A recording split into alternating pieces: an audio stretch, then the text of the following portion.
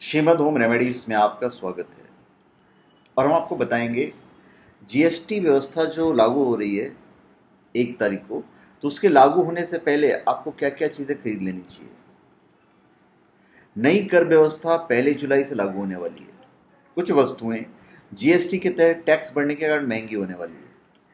जिन वस्तुओं के दाम 1 जुलाई से बढ़ने वाले हैं उनकी खरीदारी करने में फ़ायदा है। इसके अलावा कई ऐसी चीज़ें भी हैं जिनके दाम थोड़े घट सकते हैं या स्थिर रहेंगे। अगर वहाँ भी डिस्काउंट मिल रहा है तो चूकना नहीं चाहिए। इस डिस्काउंट का रेट से कोई संबंध नहीं है। 1 साल पुराने माल को जीएसटी व्यवस्था के तहत बेचने पर इनपुट टैक्स क्रेडिट नहीं मिलेगा, जिससे कारोबारियों को नुकसान होगा। यही वजह है कि अभी जगह जगह आपको इलेक्ट्रॉनिक्स, मोबाइल से लेकर कार पर भी भारी डिस्काउंट देखने को मिल रहा है। तो चलिए हम आपको बताते हैं कि जीएसटी लागू होने से पहले किन वस्तुओं की खरीदारी करनी चाहिए। सबसे पहले तो मोबाइल फ़ोन। अगर अभी आपको मोबाइल फ़ोन पर 10% से ज़्यादा की छूट कहीं मिल रही है तो उसकी खरीदारी फ़ायदे का सौदा हो सकता है। अभी मोबाइल पर 13.5% टैक्स लगता है। ज़्यादातर राज्यों में वैट की दर 12% है, जबकि दक्षिणी राज्यों में वैट की दर 5% है। जीएसटी लागू होने के बाद इनकी कीमतों में 5% तक का इजाफा हो जाएगा।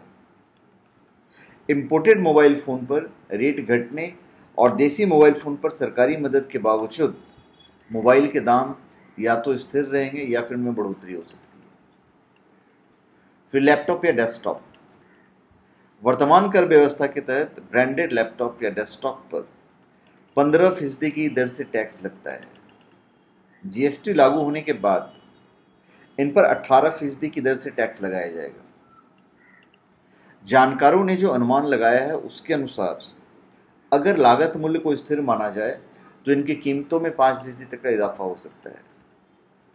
इसे देखते हुए अगर आप खरीदारी की प्लानिंग कर रहे हैं तो मौजूदा डिस्काउंट का लाभ उठा सकते हैं। फिर टीवी और फ्रिज।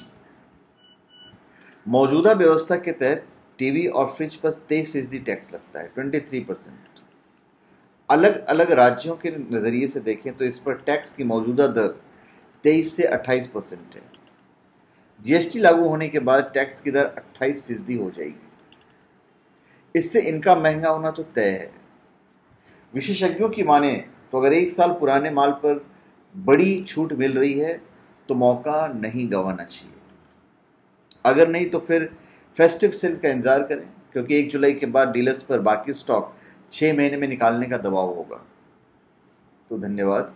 आप हमारे चैनल पर सब्सक्राइब करें और अपने कमेंट दीजिए। धन्यवाद।